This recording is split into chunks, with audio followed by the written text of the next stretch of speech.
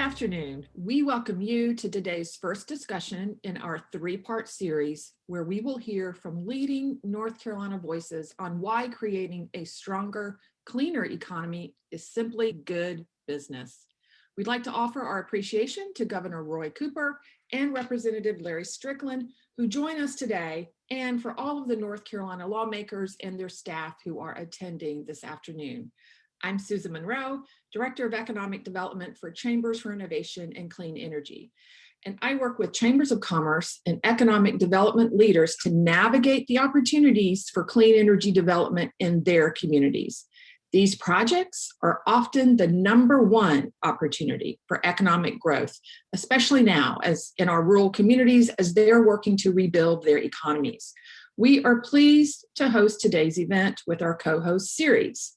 Ceres works with capital market leaders to solve the world's greatest sustainability challenges. Through their network of companies and nonprofits, they drive action and inspire equitable, market-based, and policy solutions throughout the economy.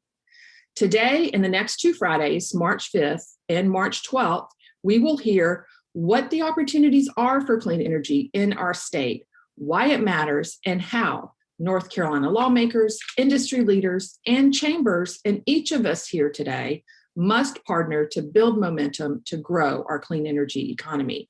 You'll see the information on the screen here for our next two discussions. And now let's get started. We welcome Bank of America's Charles Bowman, Market President for North Carolina. Charles, thank you for being with us today. Thank you, Susan. It's great to be with everybody today. I'm Charles Bowman. I'm the president of Bank of America in North Carolina. Bank of America is proud to call North Carolina home. And to kick off this event for our friends at the Chambers for Innovation and Clean Energy, and for all of you on this call, sustainability, we call it sustainable growth at Bank of America, but it's embedded in our operating model. And we've been focused for a long time on working across our company to support the transition to a net zero economy. We are carbon neutral, and we're working toward our goal to achieve net zero emissions in all of our financing activities, our operations, and supply chain before 2050. Clean energy is such an integral part to our ability to reach this goal, and more importantly, to ensure that we use all our finite resources wisely so that they'll be there for generations to come. Clean energy also helps consumers save money. It increases predictability. It's an industry that creates sustainable jobs, frequently in low and moderate income and underserved communities. We're also proud to be among the more than 65 companies in North Carolina to have made a public commitment to power our operations with 100% renewable electricity. We're also proud to say that we have a number of new solar energy projects in North Carolina and across the country, including a 22 megawatt project in partnership with Duke Energy in Yadkin County, 4 solar projects in Harnett, Columbus, Nash, and Johnston counties in partnership with 3 Degrees. We've also installed solar panels in our own buildings, including financial centers, and the first solar-powered drive-up ATM in Mooresville, North Carolina, and in 5 of our large administrative buildings, including what we call 1BAC here in Charlotte. There are among 60 installations happening across the country today. Many of our buildings are also LEED certified through the U.S. Green Building Council. And I know when we entered into the contracts with some of those buildings, despite some folks thinking they were too expensive, we made a commitment to do that, and we're proud of that today. We're also working with clients to increase investment in low carbon solutions and technologies in an effort to reduce carbon emissions across sectors and to drive a low carbon economy. Since 2007, our company's environmental business initiative has mobilized more than $200 billion in financing for low carbon sustainable business activities across the globe. And we're now on track to finance at least $445 billion through 2030. Unlocking a secure, reliable, affordable, and clean energy future takes all of us. It'll take the financial sector to finance smart energy solutions, unlock capital flows to renewable energy, and do what we can to be responsible corporate citizens. It'll take collaboration across public and private sectors to address technology, policy, and challenges inherent in clean energy future. And it will always take bold and ambitious leadership. That's why we're excited to be part of this event today, along with many of our state's top leaders, to discuss the economic opportunities for clean energy in ours, the Tar Heel State. North Carolina's got a long history of innovation. We have the Wright brothers, we have the Research Triangle Park, the banking business and financial centers in Charlotte. In recent years, North Carolina has become one of the top states for solar development and smart grid technologies. Through ongoing strategic leadership and policy and economic decision-making, we can together continue this legacy. And now, I'm thrilled to introduce our Governor, Roy Cooper. It's through his leadership that North Carolina has developed its first clean energy plan, set a goal for low carbon electricity, and initiated a series of extensive stakeholder processes to collectively determine what role clean energy policies and investments can play in realizing a thriving, low-carbon electricity grid with which North Carolina businesses and residents alike can prosper. We look forward to continuing to work with Governor Cooper and other lawmakers across our great state to make clean energy affordable, accessible, and profitable for all of North Carolina. Thanks. Thanks, everybody, for joining this Clean Energy Economy Summit. I'm glad to be here and a part of this because I'm so excited about the opportunities that we have in North Carolina for a clean energy economy. When you think about this, clean energy is a gold mine for great paying jobs for our state. When most people think about clean energy, they think about the issue of climate change. And clearly, that's an important part of this, but many people overlook the positive economic opportunities that we have out there that affects our commerce. When you look already at what North Carolina has done, being number 2 in the country in solar installed capacity, and the potential that we have for offshore wind, the wind energy that we started in our state, the supply chains that are created with all of this, the jobs are stupendous, and we look forward to making that happen over the next few years. We've already started.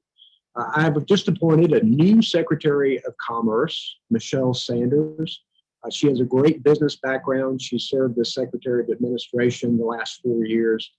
And she knows that the clean energy sector is a great place for recruitment. So she's going to be working on it, and particularly the offshore wind, which we know can be very rewarding for getting good jobs in our state. But in addition to the jobs, we do have to think about climate change. North Carolina had 2 so-called 500-year storms within a 3-year period. And when you look at what is happening with weather patterns and how severe they have become, we know what's happening. We know what that does to our hospitality economy. We know that private insurance companies understand that this is coming. So we all have to pull together to fight climate change, but we can do it in a way that's good for our economy and good for commerce. It's one of the reasons why I signed Executive Order 80. We're going to try to get to 70% carbon reduction by the year 2030 and to get to 0 emissions by 2050. We're going to try to get more electric vehicles on the road. We're going to work on sustainability. We're going to recruit clean energy jobs. We're going to work on offshore wind. I'm very excited about the potential for North Carolina to stand up, fight climate change. Even when the previous president took us out of the Paris Accords, I stood up and said, not North Carolina, we're going to continue our efforts. And I joined the Climate Alliance, and we're going to continue to work to fight climate change in North Carolina, but make sure that we improve our economy at the same time.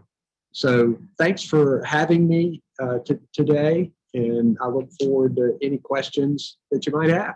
Well, Governor Cooper, thank you for your insights and for your comments, and most of all, your commitment to creating a stronger, cleaner economy in North Carolina. I loved how you started off your remarks with, you look at this as a gold mine, and that could not be more true. So we're going to get right to our questions. We have one we're going to start off with from Holly Staples, and she is president of the Elizabeth City Chamber of Commerce. So she's talking about the Amazon wind farm, and as you know, the wind farm is now four years old, right outside of Elizabeth City. Amazon is one of those 66 corporations that have set aggressive goals for renewable energy to be 100% clean energy powered. And obviously they have operations in North Carolina, one of 66 major employers in our state who have goals like that. Chambers are working with these communities every day. They want to help them grow. They want to help them expand. They want to help them build success. But they're hearing more frequently that these companies and other companies, they want easier and greater access to renewable energy sources in North Carolina.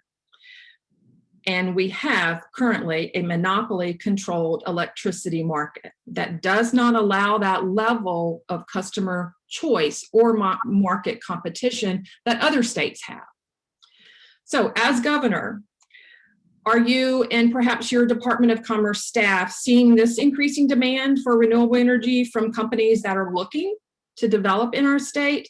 And what goes into that important decision to be able to provide that for companies that are looking to invest in North Carolina? Thanks for that question, Susan. I do a lot of in-person recruiting of companies to come to our state and to expand in our state. We have a lot of them these days, and particularly technology companies and companies that are doing forward-thinking things who do not want to leave a carbon footprint, and they want to be able to generate renewable energy. We're seeing this more and more, and those very questions are being asked of me and our Department of Commerce when they look to expand in North Carolina. So it is clear that we need to do more in this arena. It is clear that we need to be able to have greater access for companies and other independent energy producers to get access to the grid. And we need to make our grid more resilient and make sure that it is reliable. There are advantages and disadvantages to the system that we have in place right now. And I do know that I've had a number of conversations with Duke Energy about my clean energy plan, about this very issue. We already know that many independent solar generators are having issues getting on the grid, and Duke will tell you this is a cost issue, and solar companies will say this is something that we can and should overcome. I think the negotiations that are going to occur over our EO Executive Order 80 and the legislation on clean energy and rates for our utilities are going to be important in this process. And I'm glad that Duke Energy has been willing to come to the table and been willing to talk about a clean energy future. What we need to do, though, is to be able to change our rate-making system so it can reward utility companies for doing the kinds of things that we want them to do, like create more access to the grid, create a stronger grid, allow more independent renewable generation to get onto the grid. So these, I think, negotiations will be very intense. I think it'll involve legislators and stakeholders all across the state.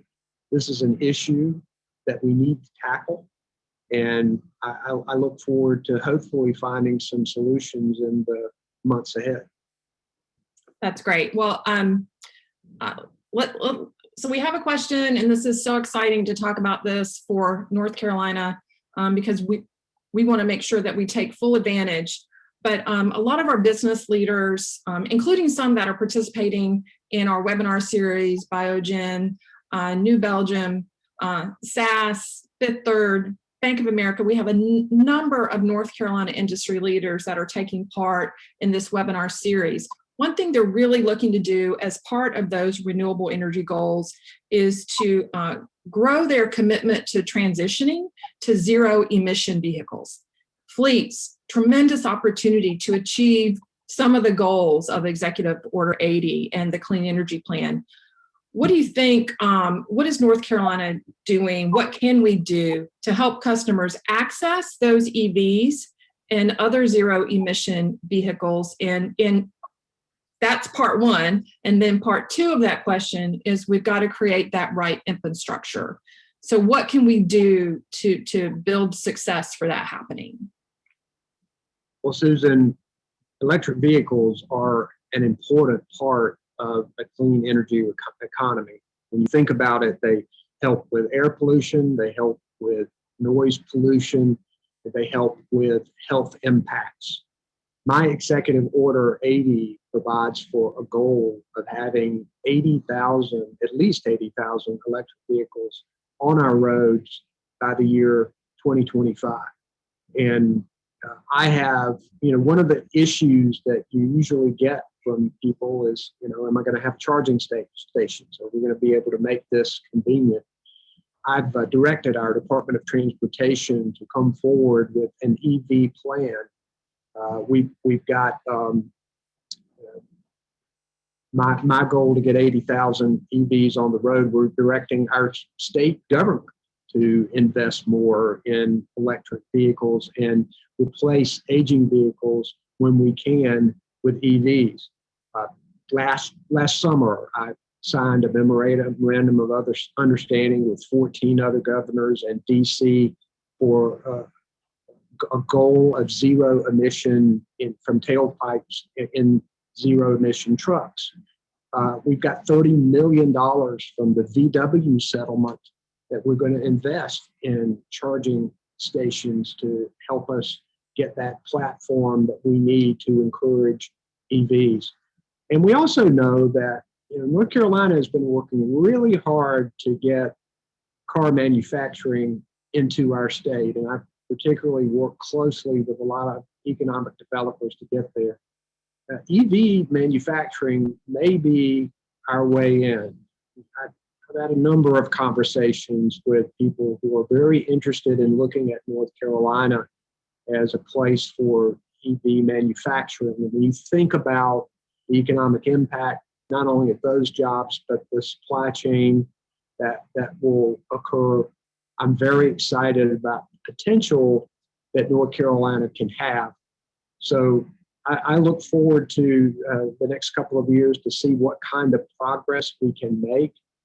With DOT, we already know that we're going to get to more EVs and certainly more fuel efficient cars so that the gas tax is not going to be enough to be able to sustain our roads and highways. So we have to look at a new financing system, and EVs are going to be a part of that. That's great. Well, that's definitely something to look forward to, but it sounds like meanwhile we have some hard work to do Yep, we do. No question. To achieve that. We would love to continue this conversation for an extended period of time, but we do need to close out our discussion today. So we have one last question. So as you think about 2021, and so I'm going to add on to this question. If you had to think about 2021, and let's add on a year or two to that, the next few years, what excites you the most about clean energy opportunities for North Carolina? I want to see us not lose ground on the progress that we've made with solar energy. Already our renewable energy portfolio requirements and the tax credits that we and the federal government put in place has spurred tremendous job creation in the solar industry arena. So let's continue to invest in that area. But I also think, Susan, that offshore wind provides an amazing opportunity. We are so well situated to really move in that arena, and it's a low carbon, proven, cost-effective, scalable solution. The global markets have grown 24% each year since 2013. We know this is taking off. I was truly stunned. I don't want to say blown away, but amazed at the amount of generation that can occur with offshore wind. And when you look at the supply chain opportunity and the number of jobs that can be created in putting this wind energy source in place, I think North Carolina is well positioned.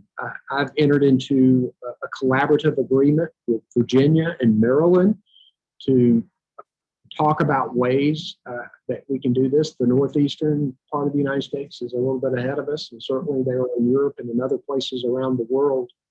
But we are ready. Instead of offshore drilling, we need offshore wind to create the jobs, to fight climate change, to produce the power that we know we're going to need to stimulate our economy and to grow our jobs in our state. That's great. Well, you are speaking my language. So I appreciate your thoughts on that. And thank you for your time today. We are here, Chambers of Commerce, Economic Development folks, North Carolina industry. We are here to support your efforts. So thank you for that. And I'm going to offer it to you one more time. Any closing comments? Well, I appreciate this collaboration of people who've agreed to come and talk about this issue. It really is an opportunity that we must grab. And it's going to take our business community coming together to talk about how important the economic impact is of clean energy in our state. It's unfortunate that sometimes the issue of climate change has become so political. It is very real. It is here. It is something that we have to tackle. But instead of having to deal with just that, let's talk about the amazing benefits of the clean energy economy. And, we can bring some people over who may not have thought about or understood how many jobs can be created and how much money it can put in the pockets of North Carolinians. It's something that's coming anyway, whether people like it or not. So let's get on the leading edge of it and make sure that we are growing our economy in North Carolina with clean energy. Thank you so much. Absolutely. Thank you, guys. Hope you have a great rest of your conference. The governor clearly has ambitious goals and has made it clear that the economic benefits of clean energy will help drive the state to reach its goals. Next, one of North Carolina's and the Southeast leading clean energy experts joins us, Ivan Urlaub, Chief Strategy and Innovation at North Carolina Sustainable Energy Association. With serving 15 years at NCSEA, Ivan has been involved with the development and implementation of just about every clean energy policy and program in North Carolina, which has helped foster and grow the state's clean energy economy and the opportunities we have here today. Following Ivan, we'll move to our Clean Energy Corporate Leadership Panel, featuring James Hunt from SAS and Jeremy Faust of Fifth Third Bank. Ivan, welcome. Thank you, Susan. I'm Ivan Urlaub, Chief Strategy and Innovation with the North Carolina Sustainable Energy Association. NCSEA was founded in 1978. Our mission is to drive policy and market development to create clean energy jobs, economic opportunities, and affordable energy that benefits all of North Carolina. At NCSEA, our program work includes innovative market solutions, public policy, and educational activities. In our collaborative work to create a sustainable clean energy economy, we work both at a systemic level and focus on these specific clean energy resources.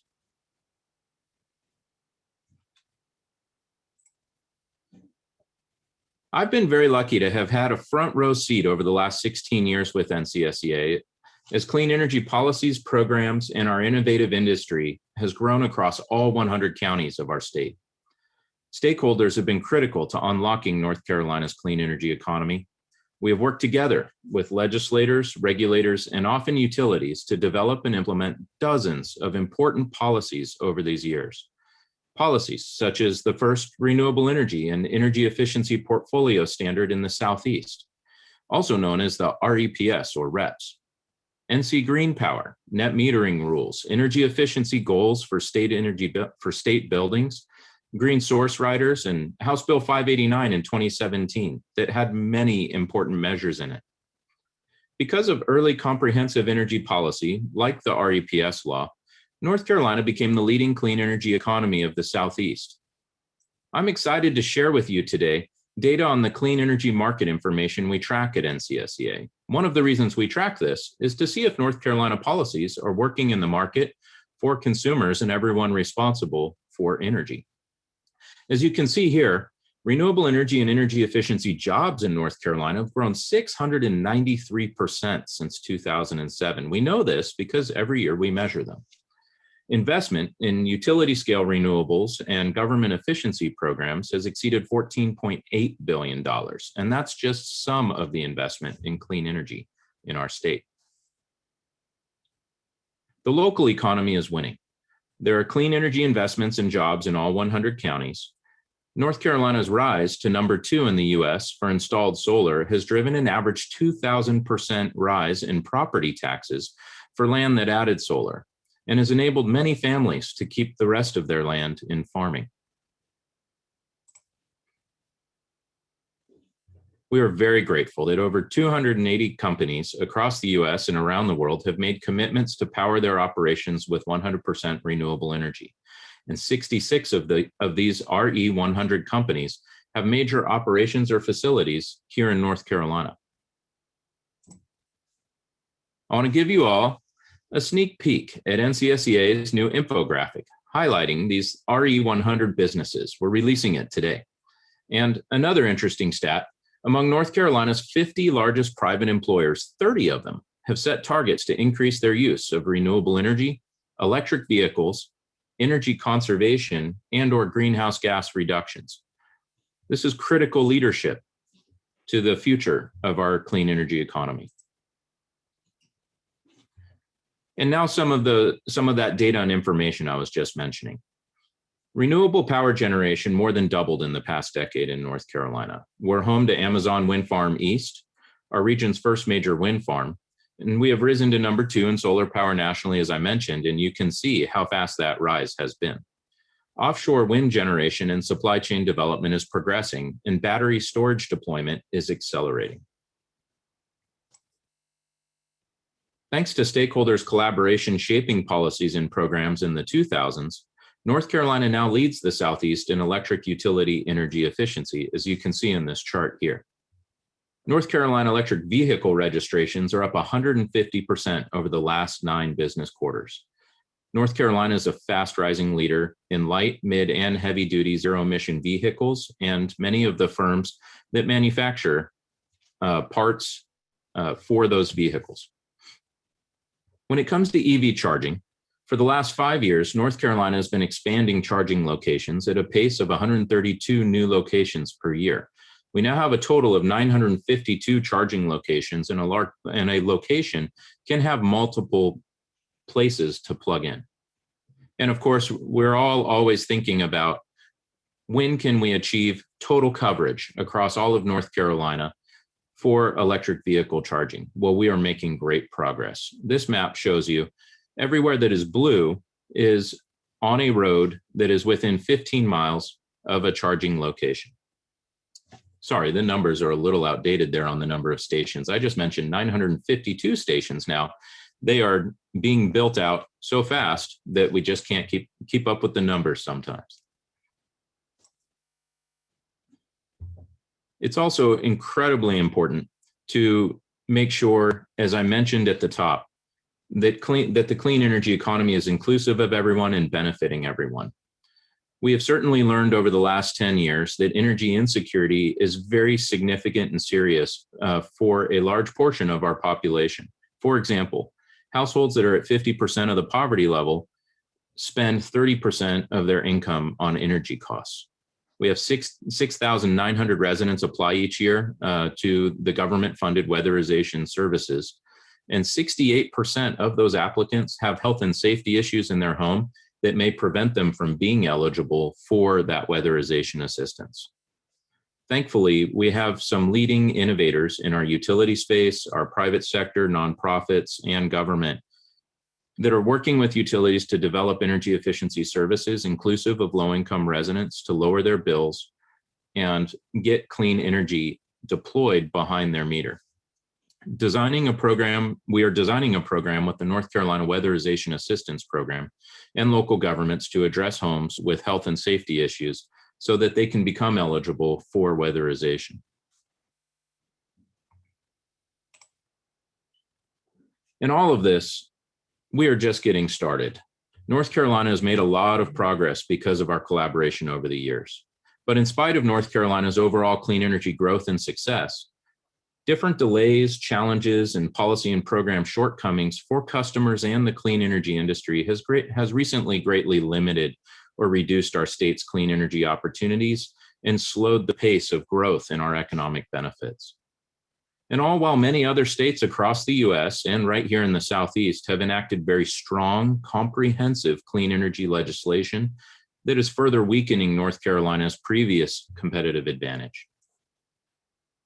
Thankfully, over the last 2 years, electricity customers, clean energy stakeholders, environmental groups, elected officials, Governor Cooper's administration, and many others have engaged in multiple convenings to discuss current challenges and new opportunities related to clean energy and utility market reforms. You can see many of those listed here, too many to read. But please do check them out in these 4 general categories of advancing clean energy solutions, opening regulatory doors. Another way to think of that is aligning the utilities' financial incentives with their consumers, improving affordable access to clean energy, and reducing emissions. So now as we head into the 2021 long session of the North Carolina General Assembly, we see many opportunities to develop and advance comprehensive energy legislation this year. But we need to continue building and activating a large, diverse coalition of clean energy supporters who are willing to educate and engage with legislators to accomplish our shared goals. Today's webinar and upcoming events are a great example of bringing people together. So now it is my pleasure to turn things over to James Hunt with SAS and Jeremy Faust with Fifth Third Bank, 2 of our state's great business leaders. Good afternoon, everybody. Thank you so much for inviting me to be a part of the discussion on clean energy and why it's such a great opportunity for North Carolina. My name is James Hunt, and I work on sustainability at SAS. Today, I'll highlight the quality of SAS's commitment to environmental sustainability and share why we believe that sustainability through collaborative mechanisms represents a scalable, persistent, and improved way forward. For years, we've seen a rapidly increasing amount of environmental and social responsibility questionnaires from our customers. We know that doing business with good corporate citizens is a risk mitigator for those customers and a competitive differentiator for suppliers. Simply, people want to buy from and work for companies that stand for more than just making money. And our actions are helping on both fronts. We value the intangible benefits that sustainability can confer, and we action this across the SAS campus, from growing vegetables and composted nutrients from our cafeteria to applying analytics to beehives and beyond. We aim to be a good neighbor and a sustainable business partner for all of our friends in the Research Triangle. But there's another great thing about sustainability. It's actually saving SAS quite a bit of money. At SAS HQ, the energy efficiency gains from our buildings alone have saved us about $2 million in 2019.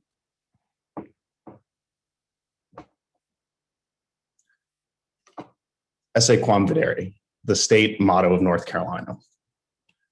And we put it into action with regards to our energy use trend line and our greenhouse gas emissions trend line.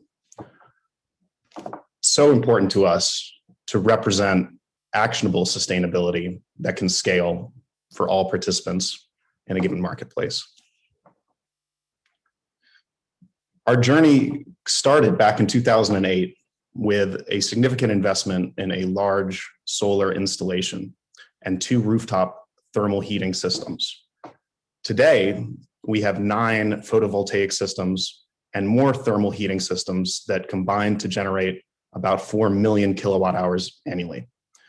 You'll notice the sheep at the solar farm. They actually help maintain the height of the grass. And people are huge fans of the sheep. We've also made a bit of history at the solar farm. And I want to thank Governor Roy Cooper for his leadership on driving sustainability and clean energy in North Carolina, and in particular for his work to create the Climate Change Interagency Council here in North Carolina to drive collaboration through state agencies to build a clean energy future. Of course, we are an analytics company, so we most definitely collect the data from our solar installations and use it to help analyze and report performance for optimized outcomes. We even use the power from that solar farm to fuel our newest building, Building A, which has been designated as a LEED Gold facility and has a rooftop garden, 100% LED lighting, and 17 electric vehicle charging stations, alongside the latest innovations in AI and machine learning to turn some of those analytics that you saw earlier into performance and business value. We have met many of the commitments that we've laid out and continue to improve each day.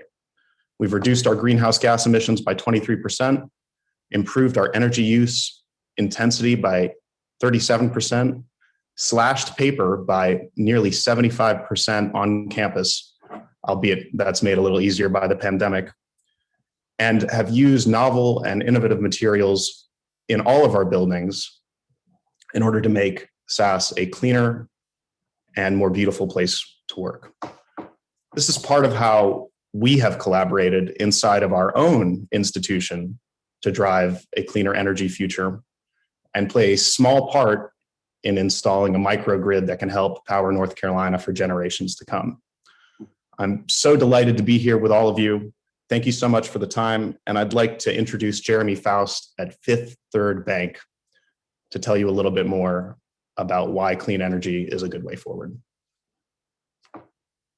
Thanks, James. It's great to be part of today's conversation. As noted, I'm Jeremy Faust with Fifth Third Bank. For those of you that don't know Fifth Third, we're among the largest money managers in the Midwest and Southeast. We operate around 1,100 full-service banking centers across our footprint and have about 100 locations across the state of North Carolina. My primary focus at the bank is developing and implementing a set of operational sustainability goals across our enterprise. I also co-chair our Sustainable Finance and Climate Strategy Council. And increasingly, I work to support our ESG, our environmental, social governance reporting. This is a growing area, which more and more is closely coordinated with our financing team, our investor relations team, and really our entire executive leadership. So what does this look like in practical terms? Well, a big part of our sustainability journey began in 2017 when Fifth Third adopted its first sustainability goals. These were reductions to our energy, water, waste, and greenhouse gas emissions. We also set an ambitious 100% renewable power commitment for the organization, which was particularly unique because none of our peers had achieved such a goal at that time. So a good motivator for us to drive at something and an opportunity to kind of excel in this area. To date, we've accomplished 3 of our 5 goals. The other 2 were close at completing. We see, these areas as really part of our corporate mission, right? Which is to be the one bank that people most value and trust. And to build that trust as an organization, as a service partner, and as a member of many local communities, we know we must seek to lead in these areas that increasingly are important for a growing segment of the public, for our employees, and for many of our largest shareholders as well. So I mentioned our 100% renewable power goal. In pursuing this commitment, we signed a virtual power purchase agreement with a North Carolina solar developer in 2018 for the construction of about an 80 megawatt solar facility. PPAs have become really popular in the corporate space over the last 5 or 10 years. And I think essentially this is a large reason that so many companies have made these renewable power commitments that we see increasingly happening. These are long-term contracts between a renewable energy developer and a buyer, which is often a large corporation like ourselves. And when the buyer commits to purchase the energy from the prospective renewable energy project, the developer uses that commitment to secure the financing, to go through the construction project, and get the process online. And as a result, the buyer gets a dedicated source of renewable power at a specified rate over the long term. So it creates some assurance for the buyer and helps get that project move forward. Pursuant to this commitment, the Allender Holloman solar facility opened in 2019. It helped make Fifth Third the first to achieve 100% solar power through a single project. No other bank had done so. No other Fortune 500 company had done so. And the project's now been up and running for a couple years. Last year, the project generated over 180,000 megawatt hours, which is more energy than our entire enterprises uses in an individual year. A few key details. A project of this scale is about $200 million investment. This one's located in Hertford County, outside the town of Allender. It's a tremendous amount of project development work that goes into bringing these projects online. Even for somebody like myself, who's been in and around this industry for a lot of years, watching the land preparation, the construction, the development activity that takes place, it's really a sight.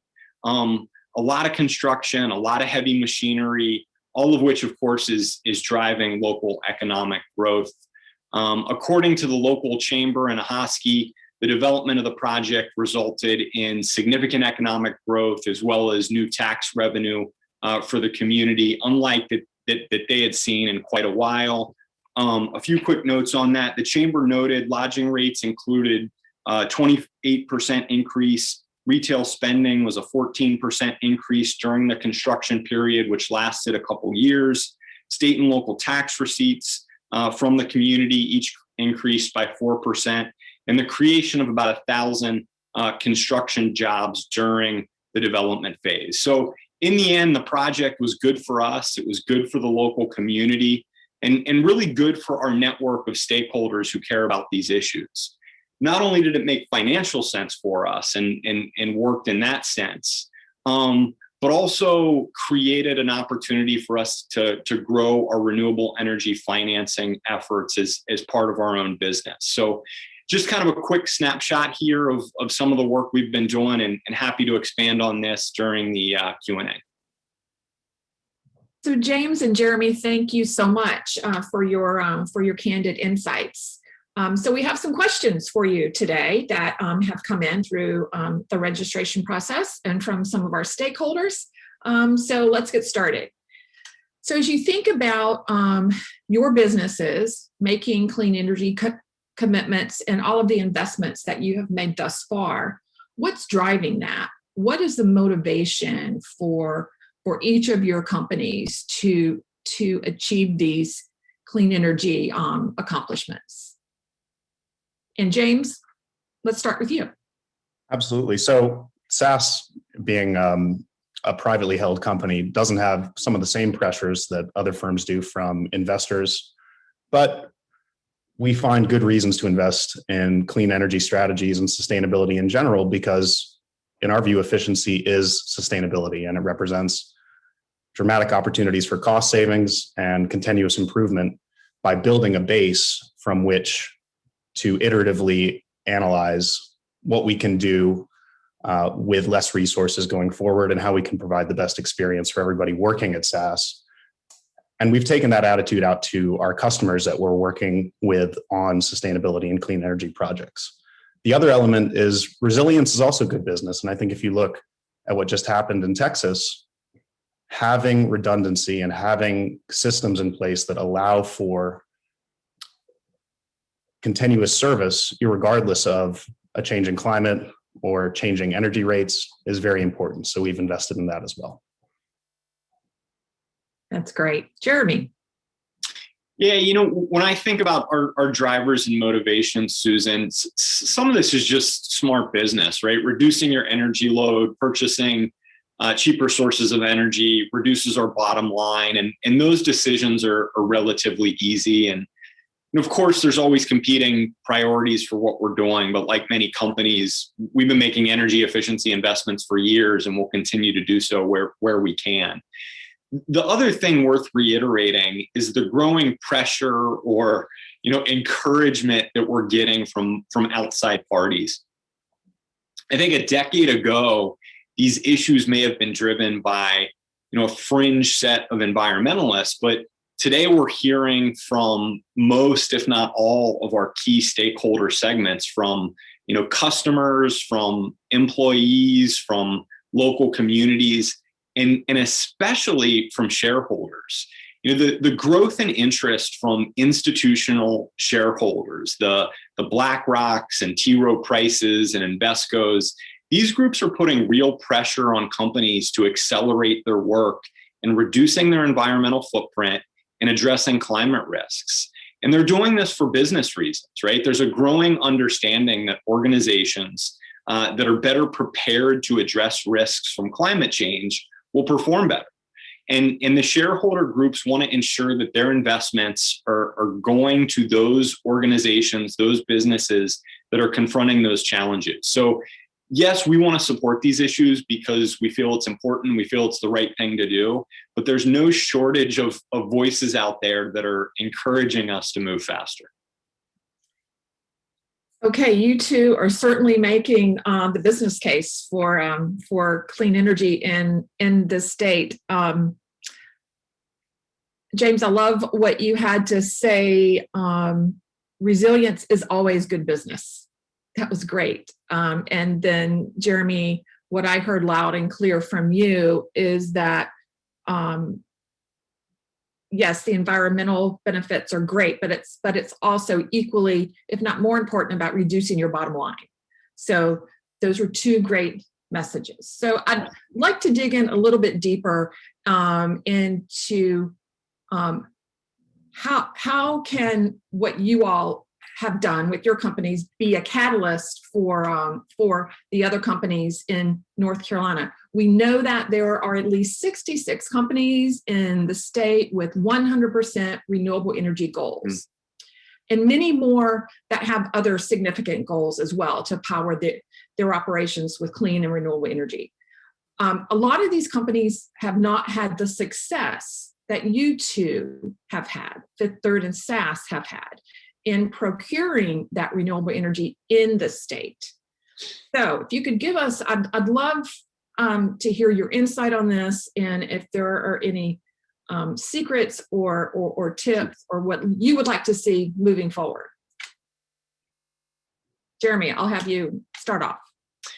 Yeah, Susan, when I think about what we did at Fifth Third to kind of accomplish this goal, I think about a strategic process that we deployed over a series of years to kind of assess the opportunity and implement a solution that met our needs. I also think a lot about the fact that we went through a very deliberate kind of multi-stakeholder engagement that we implemented across our organization, bringing in a lot of teams and a lot of stakeholders that hadn't previously been part of the sustainability kind of conversations in the past. And that's, everything from legal and risk and finance, our corporate communications team, our investor relations team, our sourcing team, individual lines of business. They were all at the table for these conversations that we were having about this large solar project, because there was a component of the project that kind of impacted each group. Mm-hmm. And the best part about doing this was that it had this great impact of creating this coalition of leaders across the organization that now understands these issues on some level. They're used to kind of having the dialogue and better prepared to, I think, confront some of these challenges going forward, which are going to be, as many experts point out, significant disruptions, either from a climate standpoint or an economic standpoint. So building that support in the network, even internally, I think was a big part of what we did. I'll also note that, we were focused on using the power purchase agreement model to achieve this goal. It's a viable model. It scales up well to the size of projects that we were trying to complete.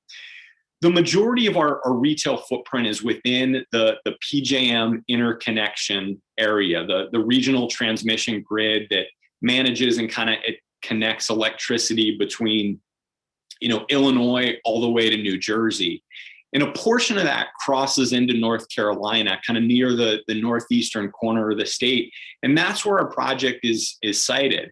And I think this is really where the majority of large solar deals are taking place in the state.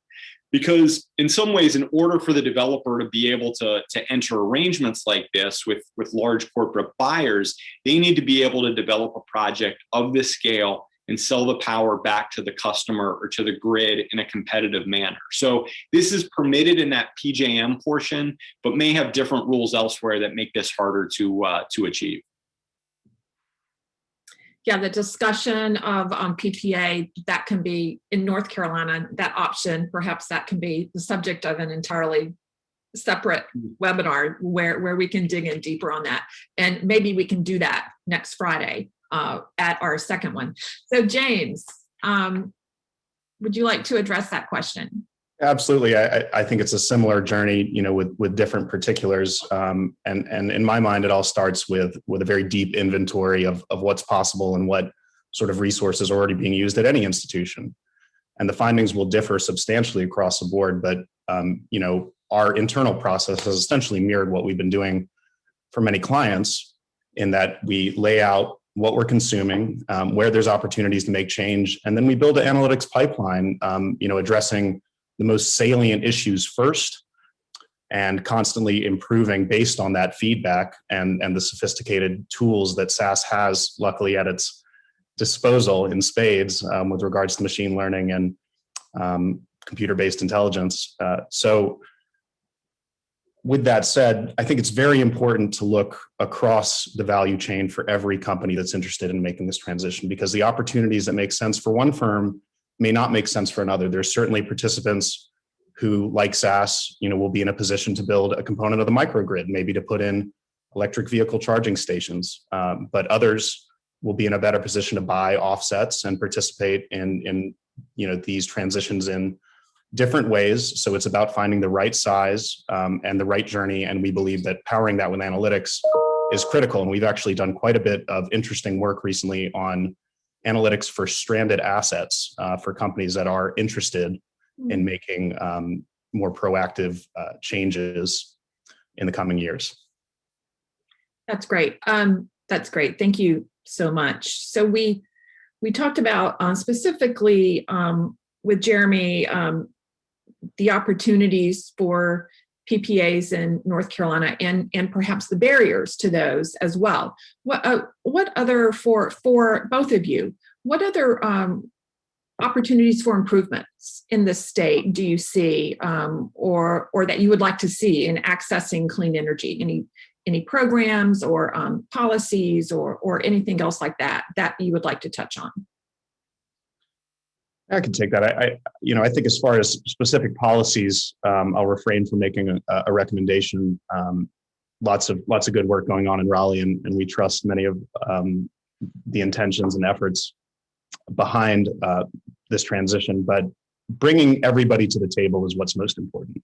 Understanding that this is a collaborative opportunity, and whether you're a rural farmer in North Carolina who wants to participate in making the microgrid a new revenue stream for you, or one of the largest energy producers in the state, there are ways that we need to work together to ensure that all of the value that we've all created here in this great state can continue and shift to meet the expectations and realities of our time. That's great. The one thing I'd add to that, Susan, is, even though we've met our needs on the renewable power side, we're still very much actively working to reduce our energy usage. I said at the outset, we set a company-wide 25% energy reduction goal for the bank, and that's across all 1,100 locations and other operations. So a significant amount of investment needed to achieve that. And when we set that goal, it was very much in line with where our peers were. And just a few years later, they're already starting to ramp up those goals. So there's some friendly competition driving a lot more activity in the energy reduction space, as well as the renewable power space. So that keeps us motivated and driving forward. And as part of all this, we are developing projects across our portfolio. Often these projects are selected based on rebates being offered by local utilities or other local or state programs that are in place to support the project. We like to say, saving energy is always good business. The new technology certainly continues to make that so, but like any business, we're looking for opportunities and incentives where we can identify them, which help kind of drive the projects forward and prioritize, in many cases, the placement of where those projects are going to go. That's great. And we have one last question that I really want to find time for both of you to weigh in on, and it has to do with zero emission or electric vehicle opportunities, infrastructure at your companies. I'd love to hear really quickly. This is a great question. Any input with that question? Yeah, I can jump in there. We've actually, I've been privy to some conversations about the possibility for energy storage on site at SAS as a add-on to this solar farm. And in some ways, electric vehicles themselves represent novel energy storage resources in the sense that they can hold those kilowatt hours down and release them, in a different cadence than traditional fossil fuel powered vehicles. But we do have facilities in place and charging stations and plans to expand to meet the future of mobility. And we do quite a bit of work on that front with policymakers and with cities around the country to help them bring analytics into that new mobility future as part of a clean energy future. Yeah, so on our end, we don't have much of a vehicle fleet to speak of, but we certainly have a lot of employees who are commuting to and from the office. At least they were a year ago. But we installed our first set of EV charging stations at our corporate HQ just last year. As you note, the technology and the interest in EVs is growing rapidly. So we're seeing a lot more talk around EV adoption than we were even just a year ago.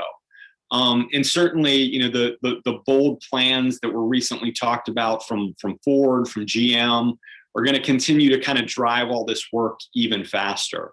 We're certainly aware that transportation is the number one source of emissions in the US, and electrification offers a great opportunity to kind of mitigate those emissions. So as we look further into scope 3 emission sources like employee commuting, we know we have an opportunity to make an impact there and are starting to do so, and will continue to do so, I think, moving forward.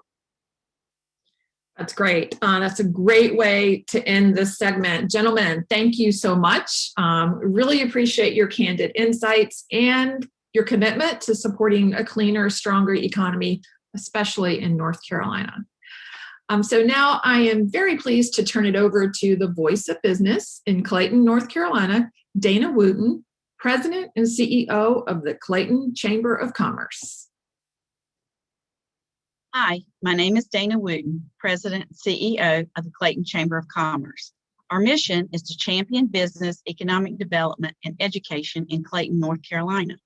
We are proud to be home to 22 solar projects, and we would love the opportunity to attract more clean energy investment to Johnston County. Recently, I was thrilled to participate in a video, which you will see momentarily. This video showcases how solar energy is growing our local and state economy. Following the video, you'll hear from a leading voice of clean energy in North Carolina, Representative Larry Strickland, who is serving his third term at the State House. A real estate appraiser and farmer representing Johnston and Harnett counties, Representative Strickland has proven to be a great champion for North Carolina's electricity customers. And now let's hear more about the impressive economic benefits of solar in our state, featuring one farmer's story about the life-changing opportunities solar has provided his family. We grow, cotton for the most part, some soybeans. My name is Ken Gaganis. My family and I operate a small row crop farm in Martin County. In April of 2013, my wife and I received a letter in the mail from Ecoplexus. I gave its due diligence and threw it in the trash. The next day, I was at my kitchen sink, washing dishes, and that letter was laying on top of the trash pile. And I said, well, what will it hurt, for us to, inquire about, this offer? And as they say, the rest is history. This was totally, new for us. They offered, financial stability that we were not able to provide for ourselves, in the row crop, farming sector.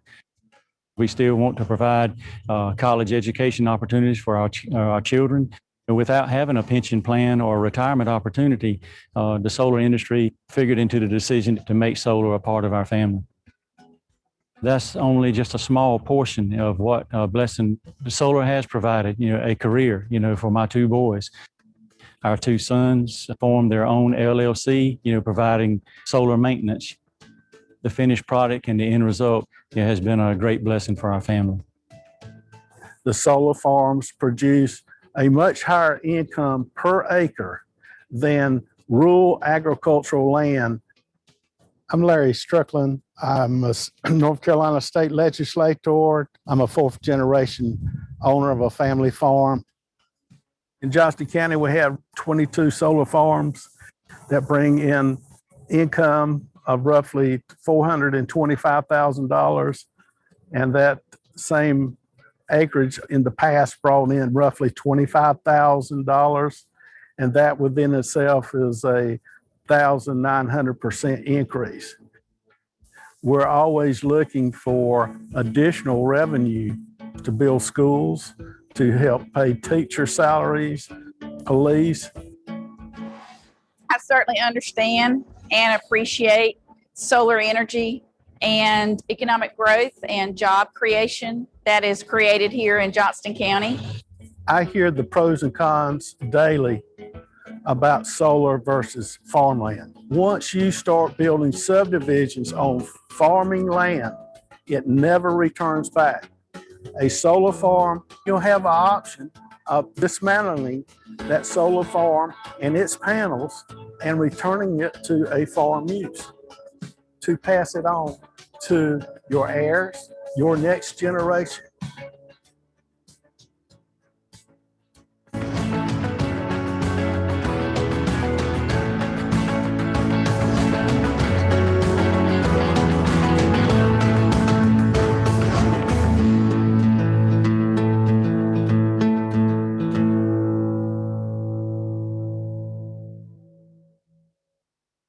Thank you to Dana Wooten for that introduction and all my friends at the Clayton Chamber of Commerce.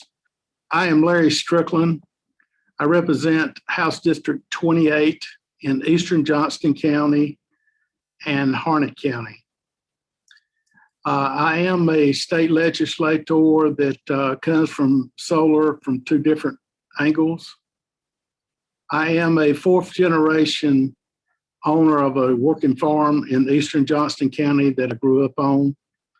And we were all taught to diversify the crops that we plant each year and helping us with diversity of our income and protect us from potential bad weather or a drop in commodity prices or market changes. And that's why solar to me is a way of providing a new financial opportunity for our family farmers as they lease part of their land for solar panels. My age group, the baby boomers, I am finding that we're inheriting family farms in Johnston County, and it's a challenge to pay taxes and hang on to those family farms that have been in our families for many generations.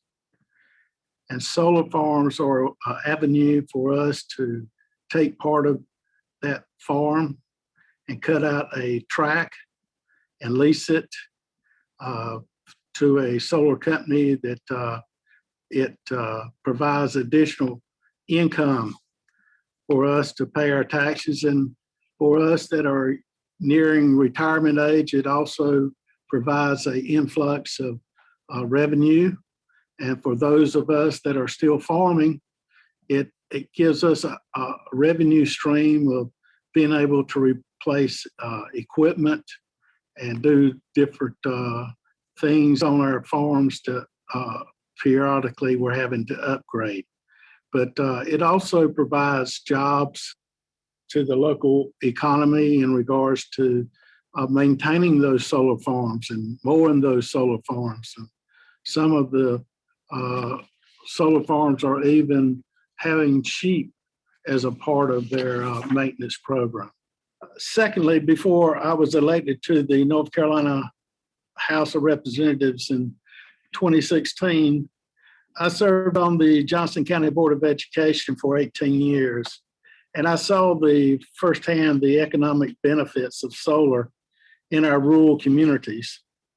Solar projects are now generating over $425,000 in property taxes each year in Johnston County, which is helping us to build new schools and hire new teachers. These new tax revenues, investments, and jobs being created by solar are similar in many other rural counties across North Carolina. Background for particular Johnston County, as of September 2020, we had roughly 22 solar projects in totaling 89 megawatts and paying $427,766 annual property taxes. This is the same property that previously had paid $21,150. That increase in annual property taxes is 1,923%. I also want to thank all of you for participating in today's webinar and learning more about the exciting opportunities we have in North Carolina this year to advance comprehensive energy legislation that better meets customer demands and will help strengthen our state's economy, especially in our rural counties. Since I've been serving as a state representative in the North Carolina General Assembly, I've had the opportunity to meet and talk with many of you and with other business leaders about clean energy opportunities. I've heard your suggestions on how we as lawmakers can improve North Carolina energy policies and regulatory structure to allow for greater customer choice, cleaner energy sources, and increased market competition while ensuring our monthly bills remain affordable. We have a lot of important issues on the table as the long legislative session gets underway here in Raleigh. And by the way, I also want to thank all of my colleagues from the North Carolina House and the Senate who are listening in today. I want to continue working closely with all of you over the next several months as the House develops clean energy legislation. And I hope the Senate will join us. And here's my request for all of the business leaders, chamber staff, and others on this webinar today. If you want the General Assembly to pass strong, clean energy legislation this year, then you need to contact your local legislator and explain to them your economic or your business case for clean energy, like we heard from the speakers today. Legislators need to hear why they need to update our state's energy policies from their constituents, from the major employers and business leaders in their districts, from all of you.